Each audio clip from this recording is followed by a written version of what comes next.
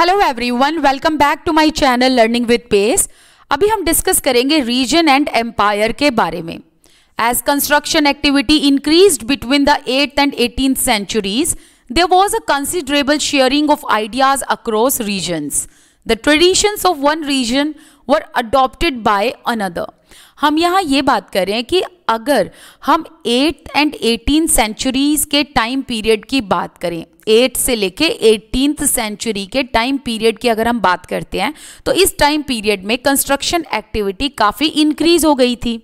तो इस time period में हमें ये देखने को मिला कि जो आसपास के एरियाज़ हैं या जो आसपास के रीजन हैं वो एक दूसरे से आइडियाज़ को शेयर कर रहे थे, या ये कह लो कि आसपास के एरिया में रहने वाले लोग एक दूसरे के आइडियाज से काफ़ी इंस्पायर हो रहे थे। जैसे कि यहाँ पर एक एग्जाम्पल दिया है that the tradition of one region were adopted by another. तो किस तरीके से आइडियाज़ को शेयर कर रहे थे? एक्चुअली ये देखने को मिला कि एक रीजन के लोग दूसरे रीजन में रहने वाले लोगों के आइडियाज से इंस्पायर हुए। फॉर एग्जांपल, उन्होंने उनके आर्किटेक्चरल स्टाइल को अडॉप्ट किया, ट्रेडिशन को अडॉप्ट किया। तो इस तरीके से हम ये देख रहे हैं कि उस टाइम पर भी हार्मनी थी।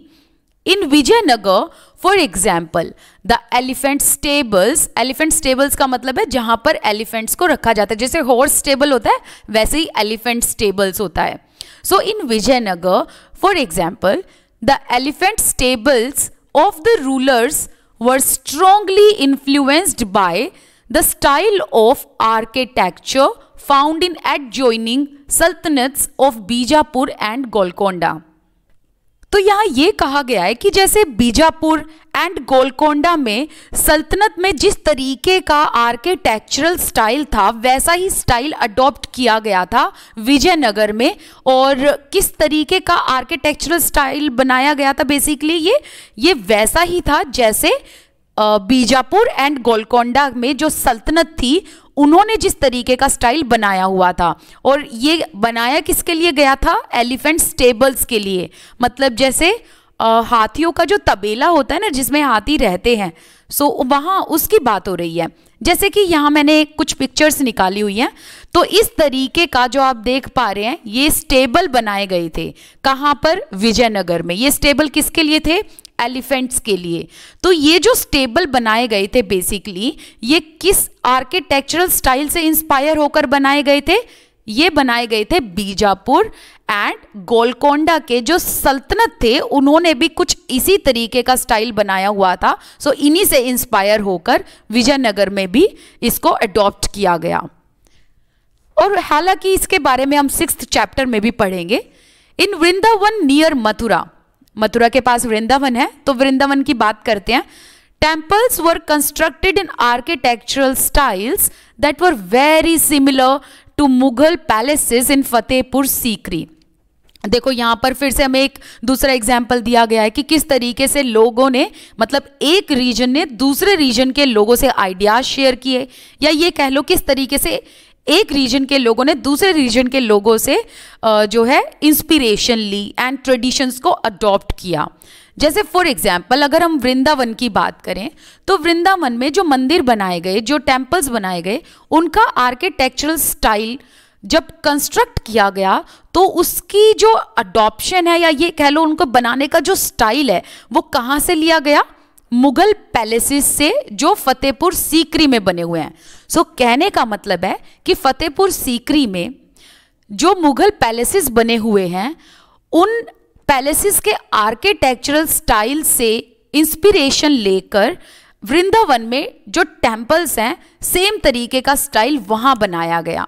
जैसे कि उसके लिए भी मैं आपको एक पिक्चर दिखा देती हूं।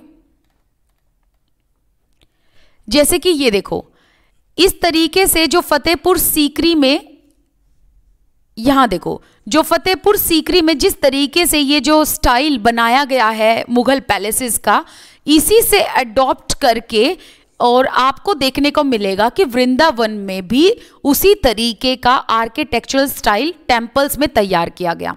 अभी हमने विजयनगर, गोलकोंडा और बीजापुर का एक एग्जाम्पल पढ़ा था, जिसमें हमने ये देखा था कि विजयनगर जो एरिया है, बेसिकली विजयनगर में जो एलिफेंट स्टेबल्स बनाए गए थे, उनका इंस्पिरेशन, आर्किटेक्चरल का इंस्पिरेशन कहाँ से लिया गया था? बीजापुर एंड गोलकोंडा से।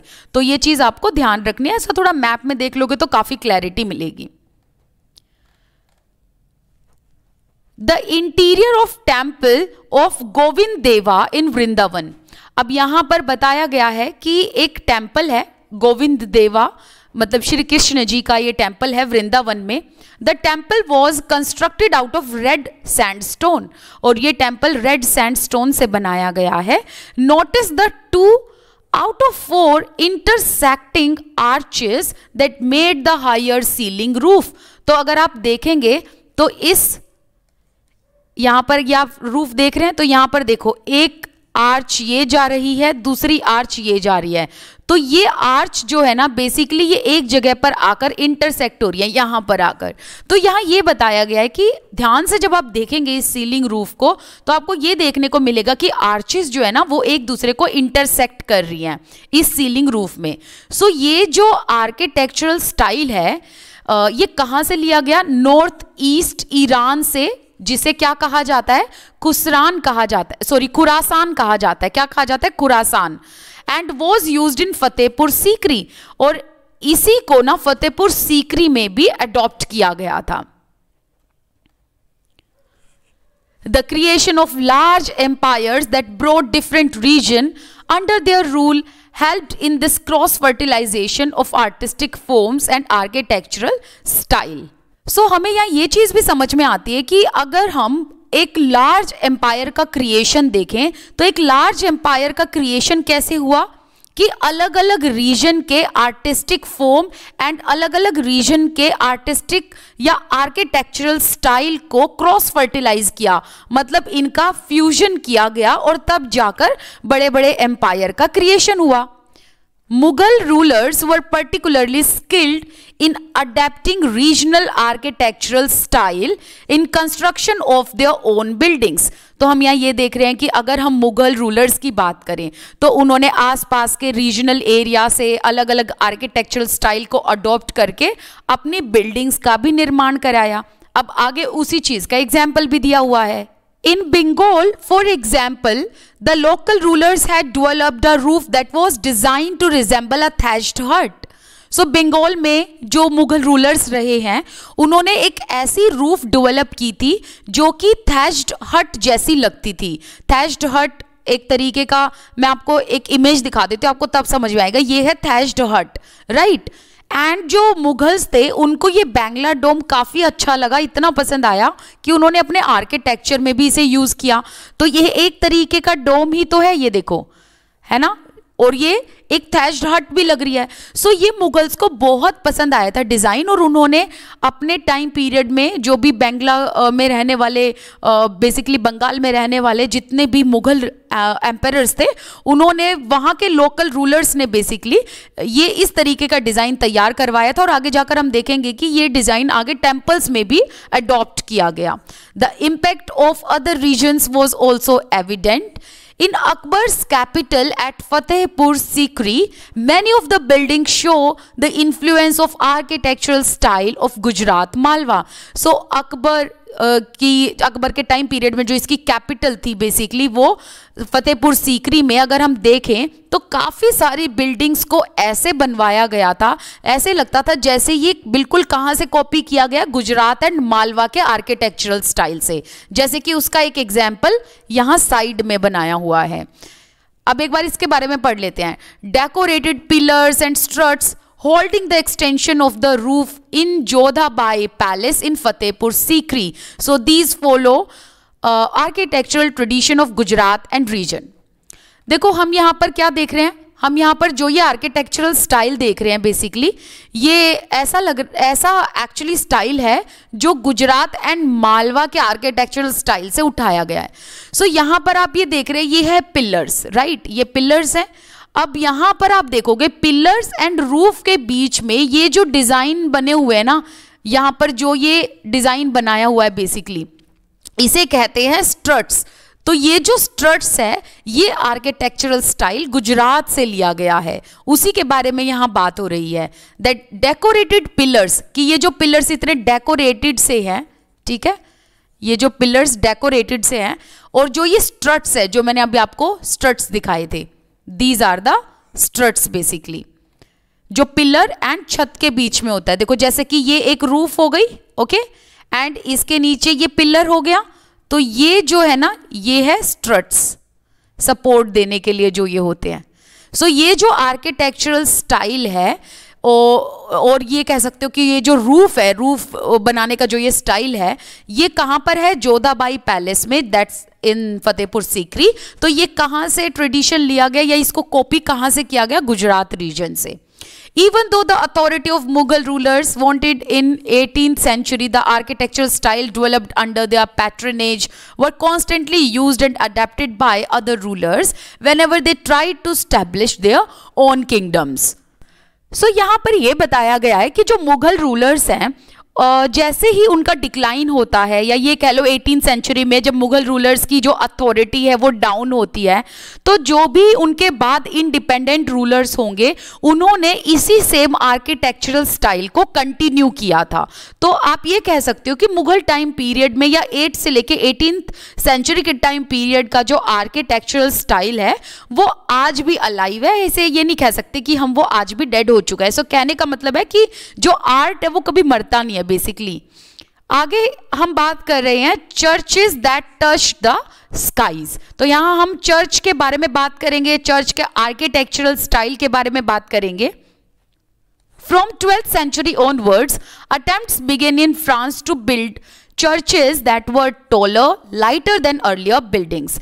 हम ये देखेंगे कि 12th century के बाद जो भी चर्च बनाए गए फ्रांस में वो पहले से टॉलर बनाए गए एंड उनका जो वेट था वो लाइटर रखा गया था। This architectural style known as Gothic, और इसी स्टाइल को हम गोथिक स्टाइल बोलते हैं, ठीक है, जैसे यहाँ पर एक एग्जाम्पल के तौर पर दिया भी हुआ है। Was distinguished by high pointed arches, तो इसमें ऐसे हाई पॉइंटेड जो आर्चेस हैं वो बनाई गई थी। The use of stained glass, often painted with scenes drawn from the Bible, flying buttresses, tall spires, bell towers, which were visible from distance, were added to the church. तो आप देखेंगे कि चर्च में भी धीरे धीरे काफ़ी ज़्यादा उसके आर्किटेक्चरल स्टाइल में बदलाव हुए। जैसे कि ये तो मैंने आपको आर्चेस दिखा दी, ठीक है, इस तरीके की आर्चेस थे। अब टॉल स्पायर्स का मतलब मैं यहाँ आपको इमेज में दिखा देती हूँ। देखो ये होती है स्पायर्स और ये होती है टावर, राइट। तो यहाँ पर ये टावर आपको दिख रही है बेसिकली। सो इसी के बारे में बात की गई है, जो टावर्स हैं, टॉल स्पायर्स हैं, राइट। ये इस तरीके से बनाई गई चर्च में कि दूर से देखो ना, डिस्टेंस से देखो तो पता चलता है कि हाँ भाई ये चर्च है। One of the best known examples of this architectural style, कौन सा आर्किटेक्चरल स्टाइल? गोथिक। सो गोथिक स्टाइल का अगर आपको कोई चर्च देखना है वो है नोट्रे डेम इन पेरिस। सो ये है कैथेड्रल, बेसिकली कैथेड्रल का मतलब होता है चर्च। तो ये जो चर्च है ना, यही हमारी एनसीईआरटी में भी दिया हुआ है और यही आप यहाँ देखो, ये इसका पूरा ऐसे एग्जैक्ट व्यू है। तो ये कहाँ पर है? पेरिस में। सो ये गोथिक आर्किटेक्चरल स्टाइल का एकदम बेस्ट एग्जाम्पल है, which was constructed through several decades in 12th and 13th century. और इसे कब कंस्ट्रक्ट कराया गया था? 12th and 13th सेंचुरी में। तो आज का हमारा ये टॉपिक कंप्लीट होता है। कोई भी डाउट है मुझे कमेंट सेक्शन में बता देना, कोई प्रॉब्लम नहीं है। आप मेरे को इंस्टाग्राम पर भी पिंग कर सकते हो, मैसेज कर सकते हो। Thank you so much for watching this video. इसके अलावा आप जो है टेलीग्राम ग्रुप को भी ज्वाइन कर सकते हैं। उसका लिंक एंड इंस्टाग्राम का जो लिंक है वो आपको डिस्क्रिप्शन बॉक्स में मिल जाएगा। अगर आपको ये वीडियो पसंद आई है तो प्लीज़ इस थोड़ी सी मेहनत के लिए एक लाइक ज़रूर कर देना, और अगर शेयर कर दो तो सोने पे सुहागा वाली बात हो जाएगी। Thank you so much for watching this video.